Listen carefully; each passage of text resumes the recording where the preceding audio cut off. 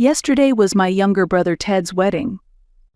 My boyfriend Ian, who's a lawyer, and I were getting ready to return to Seattle.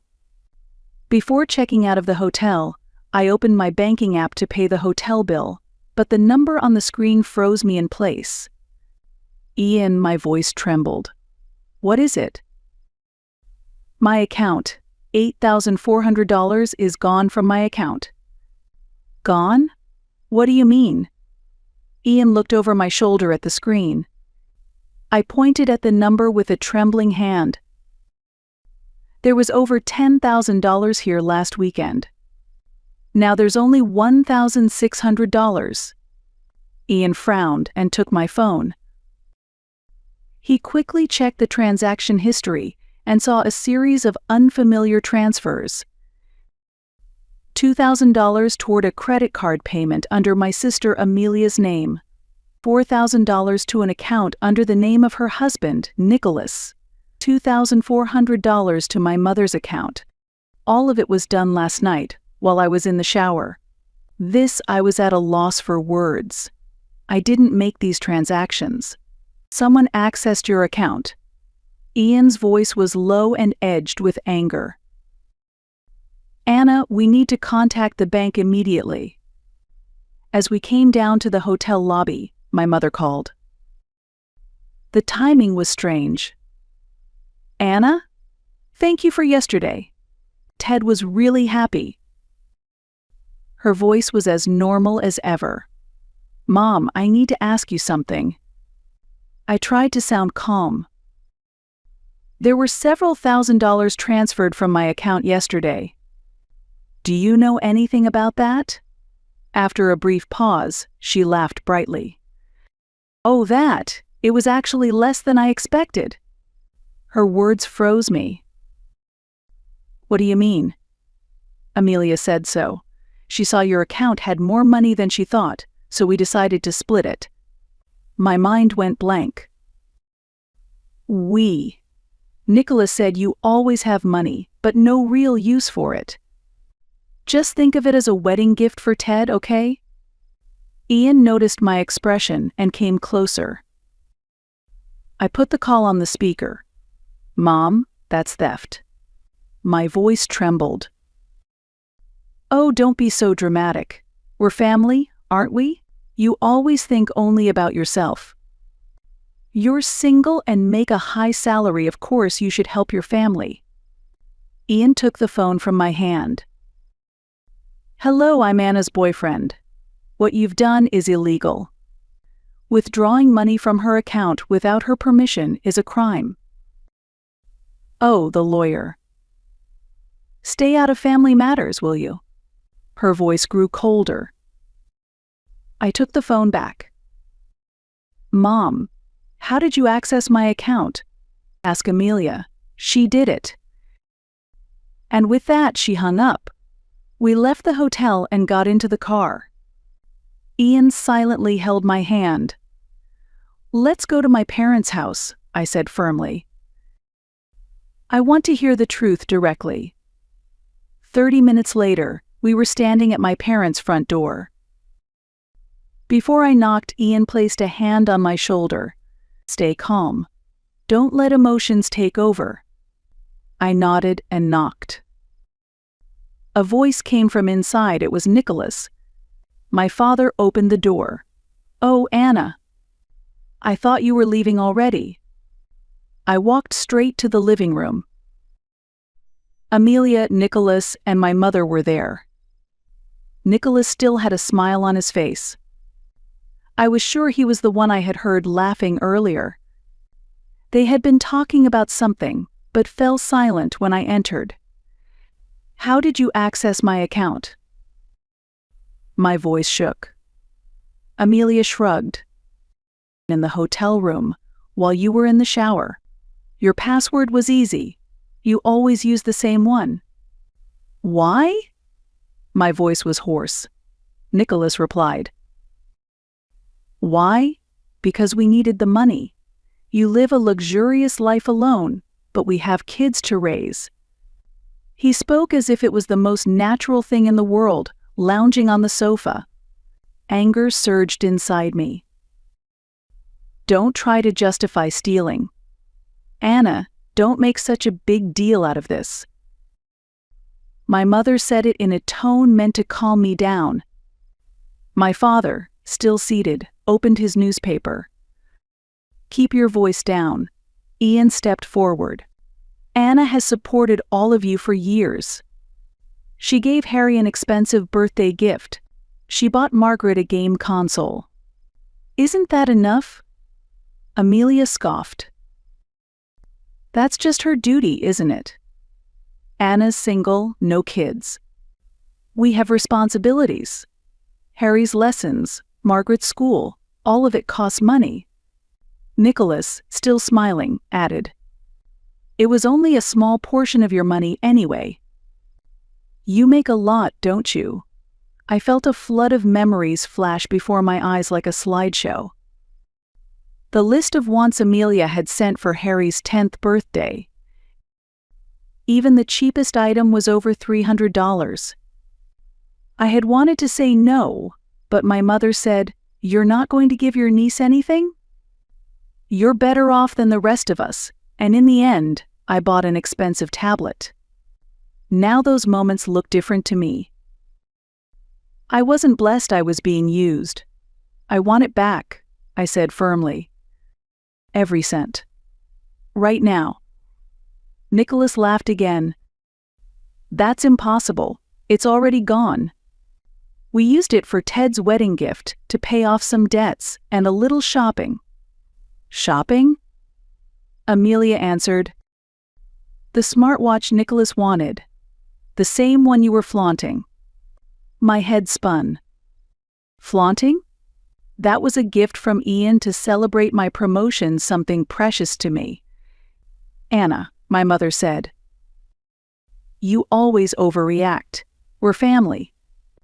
It's only natural to lend and borrow money. Lend and borrow? Ian said. This is theft. My father raised his head for the first time. Young lawyer, don't be dramatic. Don't bring the law into a family matter. I stood frozen. This was my family. The people I had loved and supported. But to them I was just an ATM. Anna, let's go, Ian said, placing a hand on my shoulder. There's no point in staying. As we walked toward the door, Amelia called out from behind. Don't be so mad. With your salary, you'll make it back in no time. And we truly needed that money more than you. When I turned around, she looked like she meant every word. Not a trace of guilt. As if I was selfish for trying to protect my own money. Goodbye, I said. Don't ever contact me again. When I got into the car, the tears came. How can a family be this cruel? I rested my head against the steering wheel and cried. Ian silently rubbed my back. Anna, I wasn't joking earlier. This really is a crime. What they did is illegal access and theft. But they're family. That doesn't give them the right to hurt you, he said, his eyes serious. Think about it. If a stranger stole $8,400 from your account, wouldn't you go straight to the police? I nodded. Then why should it be okay just because they're family? If anything, they should be the ones protecting and respecting you. His words echoed inside me. On the way back, we decided to stop by Ted's apartment. He was supposed to leave for his honeymoon soon, but said he was still packing. When he opened the door, he looked tired. Anna? What's wrong? I thought you'd already left. What happened? Looking at my face, Ted seemed to sense something serious had occurred. $8,400 was stolen from my account. Amelia, Nicholas, and Mom and Dad seemed to be involved.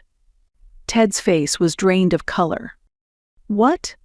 While I was taking a shower at the hotel, Amelia apparently used my phone to transfer the money.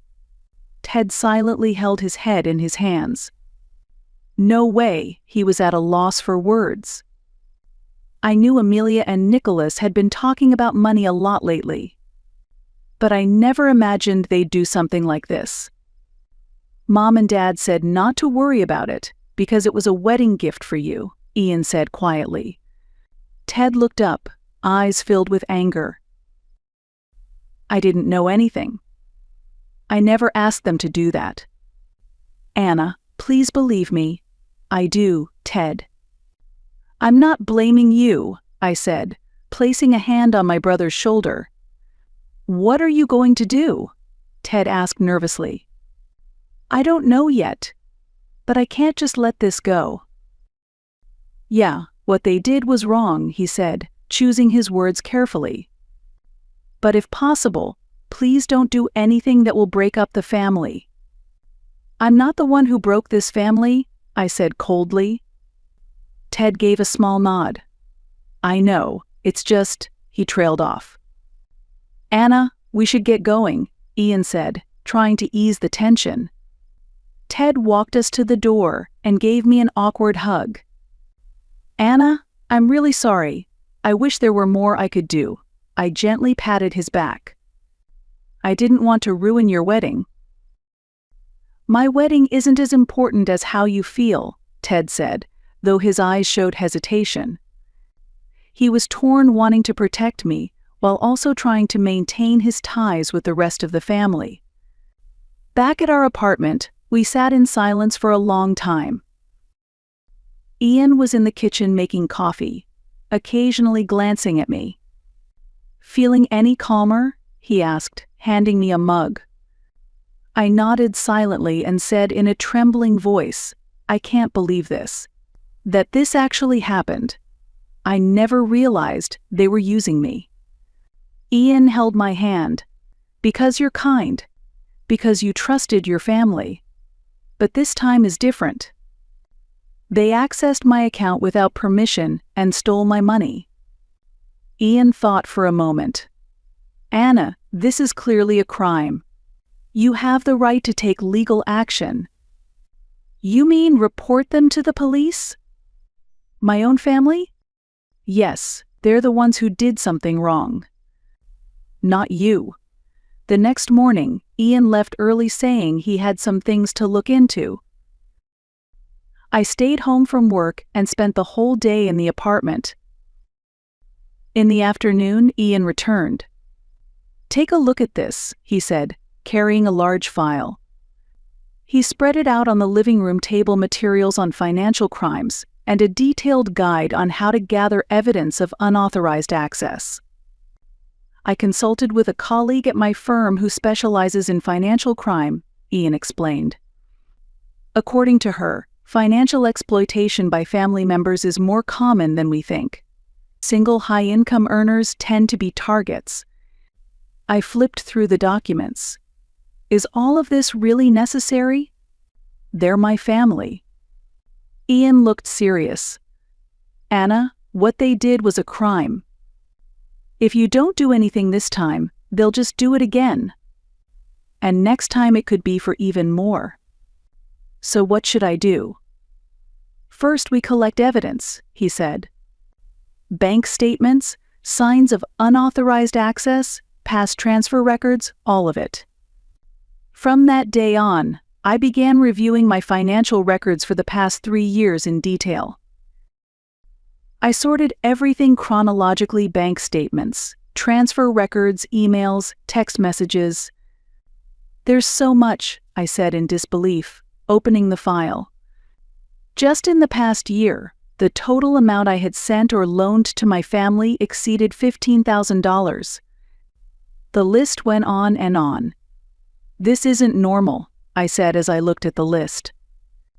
This is one-sided exploitation. Another thing I noticed was the pattern in how they asked for money.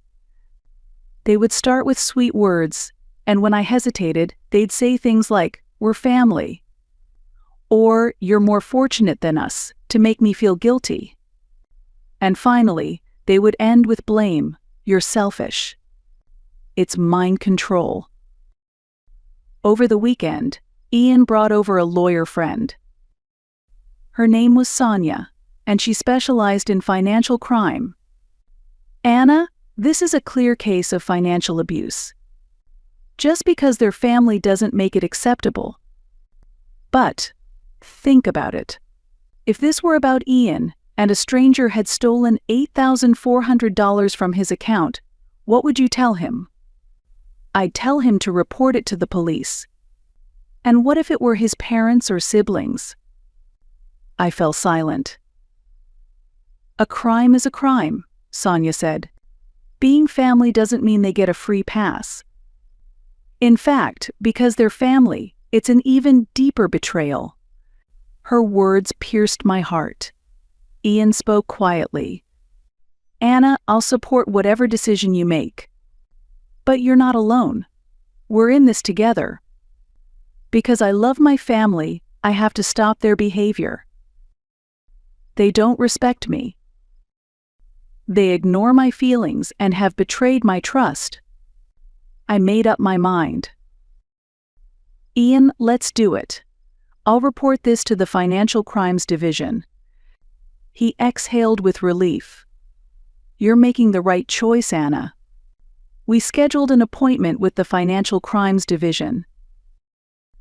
The officer in charge was a woman named Taylor. Ms. Moore. Please tell me the full situation, she said. I began explaining in a trembling voice what happened on the night of the wedding, the $8,400 that vanished from my account, my family's reaction, and the pattern of exploitation over the last 3 years. Taylor listened quietly, occasionally taking notes. Ian sat beside me, adding technical explanations when needed. Do you have any evidence? Taylor asked. Ian handed over a prepared folder. Bank records, evidence of unauthorized access, patterns of previous transfers, emails and text message conversations. After thoroughly reviewing the contents, Taylor looked up. Ms. Moore, this is clear evidence of financial crime. There are signs of unauthorized access, theft, and possibly long-term financial abuse. What happens next? I asked nervously. First, we'll begin a preliminary investigation. That includes interviews with involved parties, gathering further evidence, and verifying the legal criteria for the crime. If enough evidence is found, we'll forward the case to the prosecutor. I took a deep breath. Will they be arrested? It depends on the circumstances. However, actions such as freezing accounts or seizing assets may be taken. The reality of the situation began to sink in. My own family might face legal consequences. Are you having doubts? Taylor asked gently. I shook my head. No, it's just they're my family. Ms. Moore, she said seriously. One of the most common cases we handle involves financial crimes committed by family or close relations. You are a victim. Please don't blame yourself. Those words felt like something inside me had been released. I was a victim. And victims have the right to seek justice. Please proceed with the investigation, I said with resolve.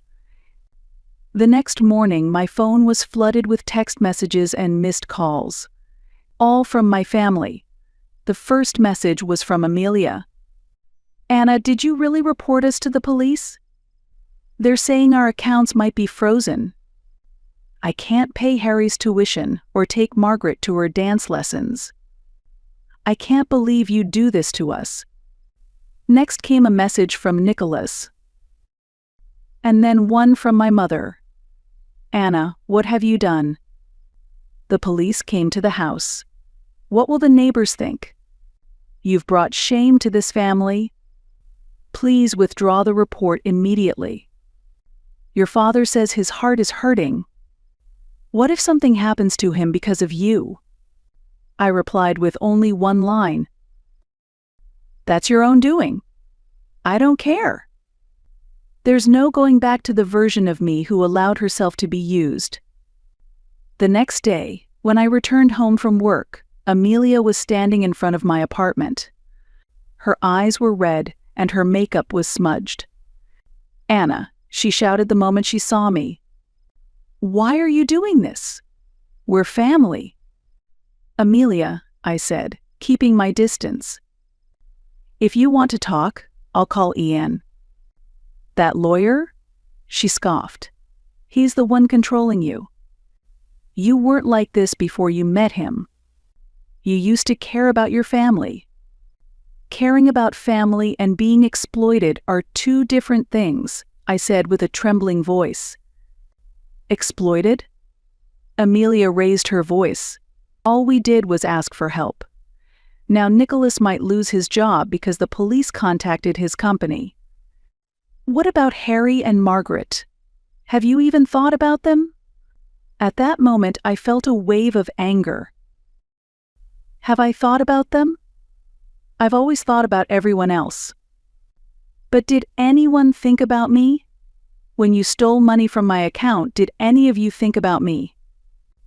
Amelia took a step back. For the first time, I saw fear in her eyes. You've changed," she murmured. "That's right. I have changed, because I'm done being used." A few days later, Ted came to visit. I heard everything. About the police investigation. "Ted, I didn't have a choice." "I know, but everyone's panicking. Especially Amelia, she's scared for the kids." "That's their problem. They're the ones who stole from me."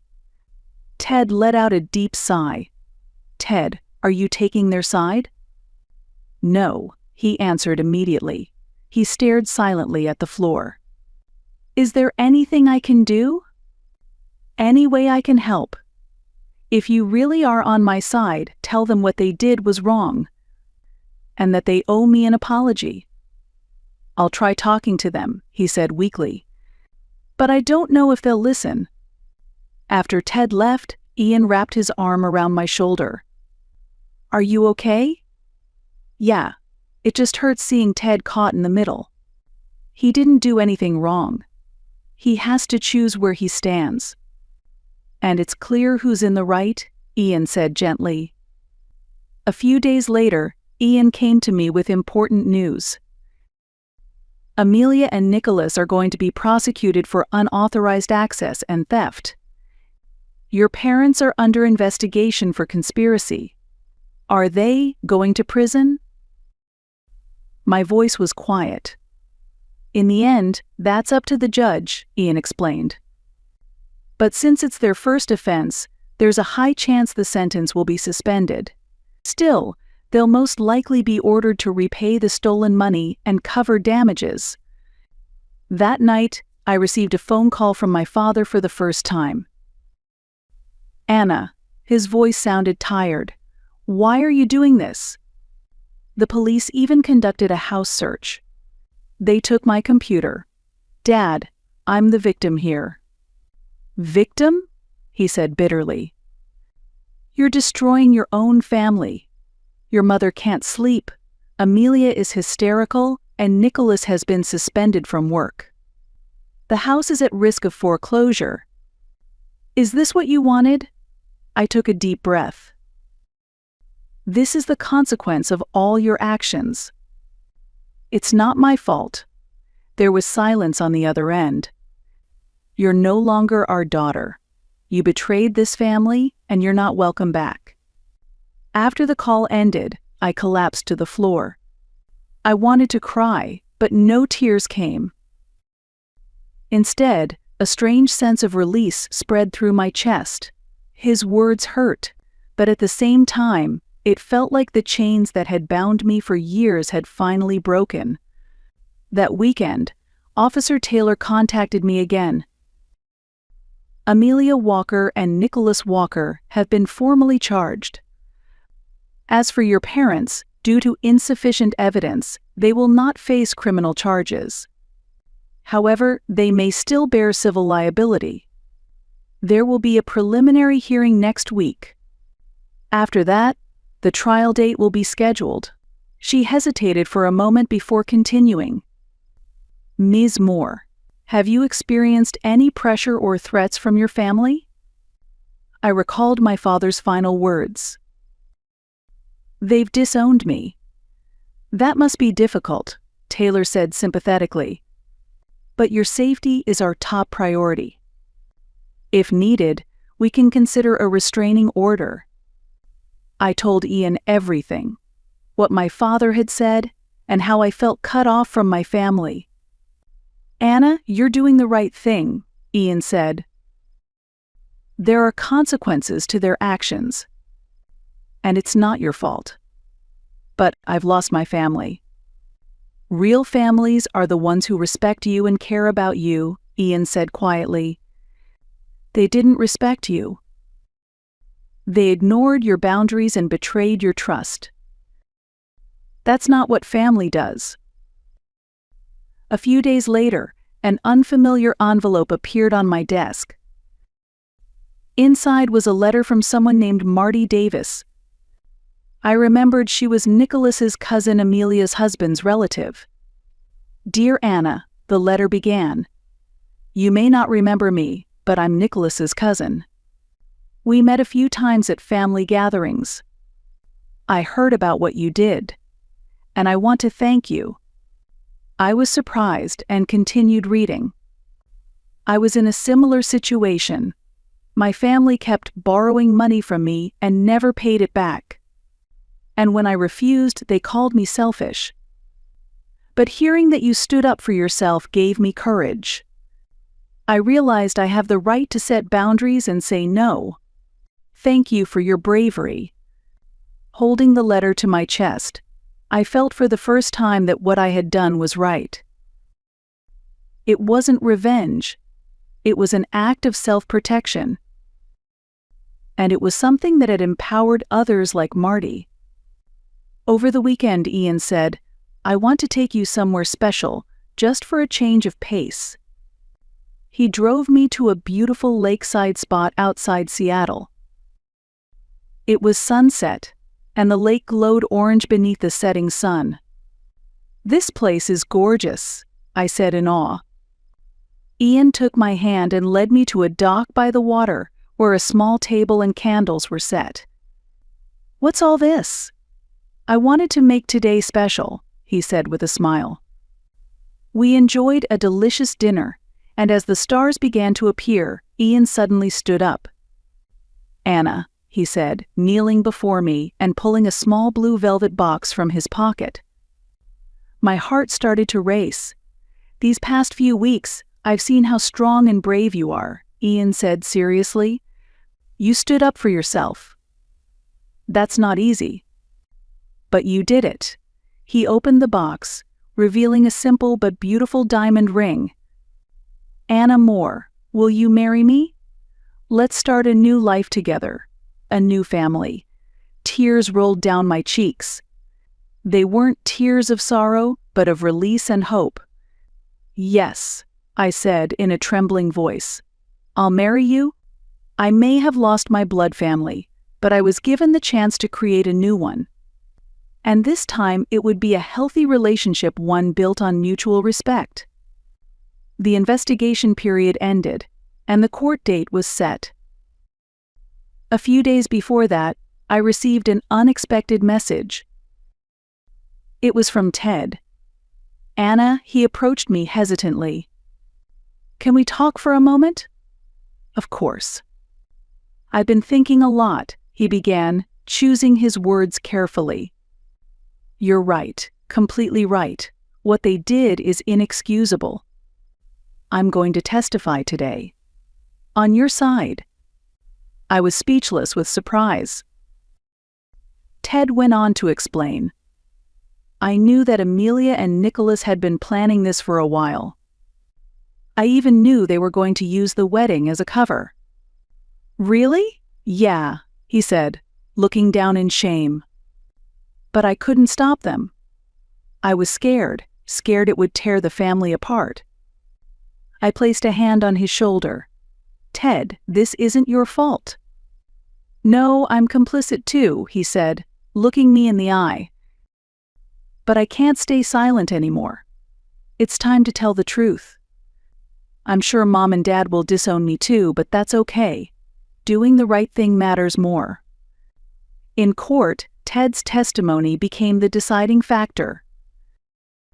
He testified that our parents had also been involved in the plan, and that Amelia and Nicholas had previously planned similar borrowings multiple times.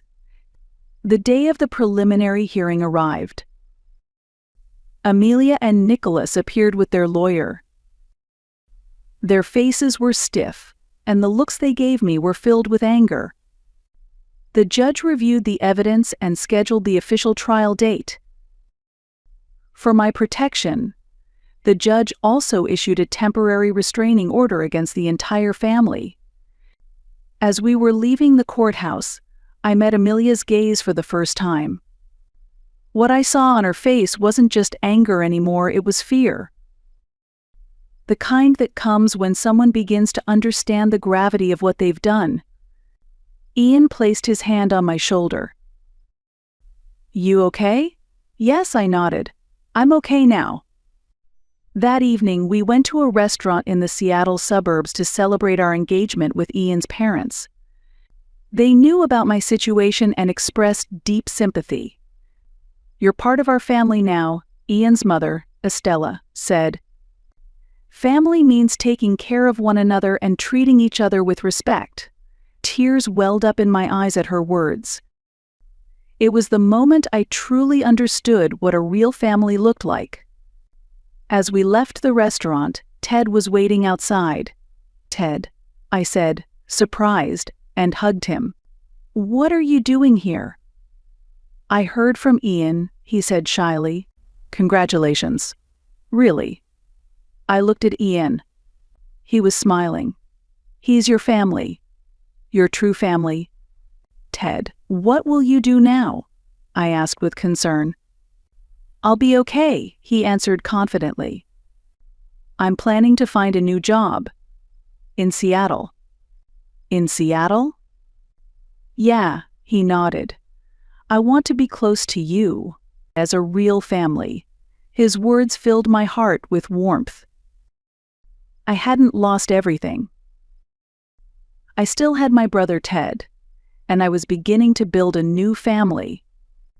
A few weeks later, I received another message from Marty Davis. This time, it was an email. "Dear Anna, thanks to you, I've started reclaiming my own life.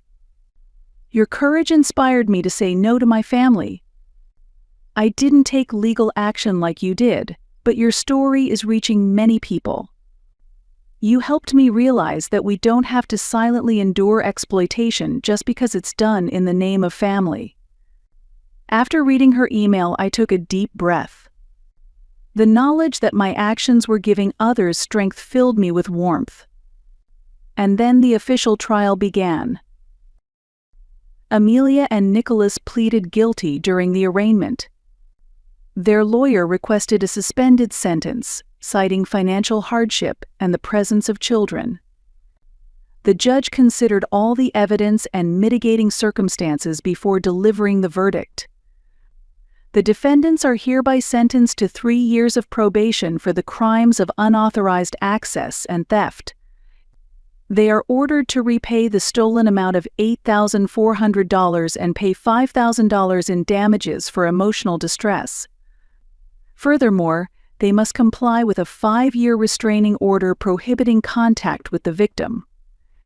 As I left the courthouse, I felt unexpectedly clear and calm.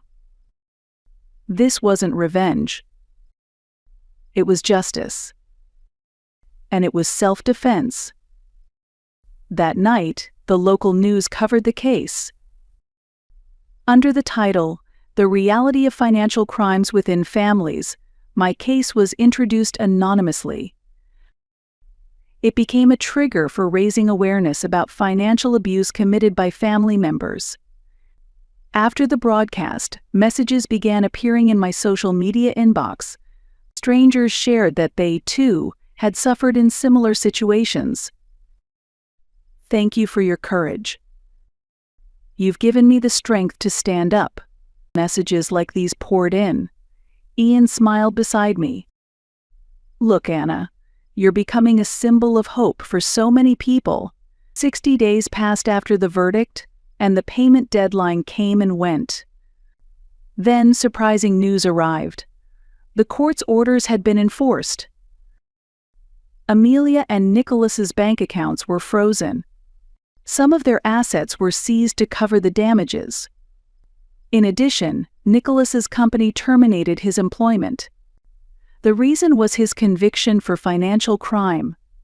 According to one of Ian's colleagues, their house was now at risk of foreclosure. Because of the court's enforcement, they could no longer pay the mortgage. The day after the restraining order was issued, more news broke. Nicholas had been officially dismissed by his employer due to the criminal charges. Ian's colleague also told us their house was in danger. With their bank accounts frozen, the mortgage could no longer be paid. Apparently, my parents were facing similar circumstances. Hearing all this, guilt briefly flickered in my chest. But I quickly recalled Ian's words. This is the result of their actions. It's not your fault. At last, I felt like I had reclaimed myself. I could feel my life moving in a new direction, freed from the chains once labeled family. This time, I would build bonds with a true family.